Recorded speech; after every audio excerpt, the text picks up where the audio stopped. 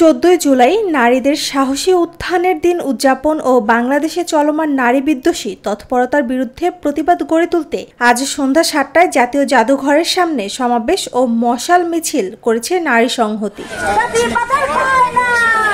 সমাবেশে বক্তারা বলেন, নারীদের বিরুদ্ধে সহিংসতা ও বৈষম্যের অবসান ঘটাতে হবে। গণহত্যার বিচার, বিচারহীনতার সংস্কৃতি ভেঙে ন্যায় বিচার প্রতিষ্ঠা করতে হবে।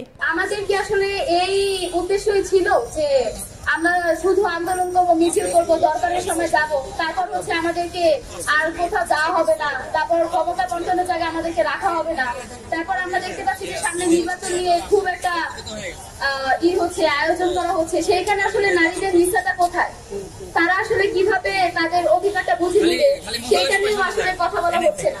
যে লড়াইটা চলছে সেখানে এটাই স্বাভাবিক।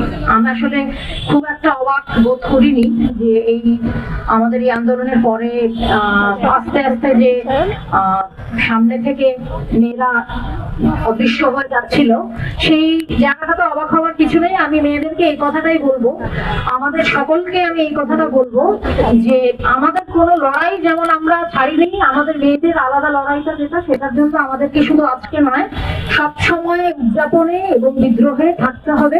মেয়েরা প্রতিবাদ করেছে, মিছিলের সামনে থেকেছে, ভাইদের রক্ষা করেছে, এবং তারই সাথে সাথে আমরা দেখছি বিভিন্ন মায়েরা, সকলে, নারী সমাজ সবাই বেরিয়ে এসেছিল। কিন্তু এখন আমরা একটা জিনিস খুব পরিষ্কার বলতে চাই, আমরা শুধু সামনে বেরিয়ে এসে ভাইদের রক্ষা করবো তা নয়, আমাদের দাবিও দিতে হবে। বিগত সময়গুলোতে দেখেছি যে বাংলাদেশে প্রত্যেকটা আমলেই নারীর যে অধিকার এবং নারীর যে নিরাপত্তাটা, সেটা সবসময় বঞ্চিত বা খুবই অবহেলিত অবস্থায় আছে।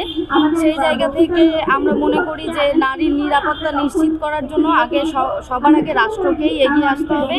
রাষ্ট্রীয় বিভিন্ন কাঠামোতে নারীর যে নিরাপত্তা এবং অংশগ্রহণ, সেইটাকেই আরও জোরালোভাবে সামনে আনতে হবে। তাহলেই দেশের সর্বক্ষেত্রে নারীর নিরাপত্তা নিশ্চিত করা যাবে।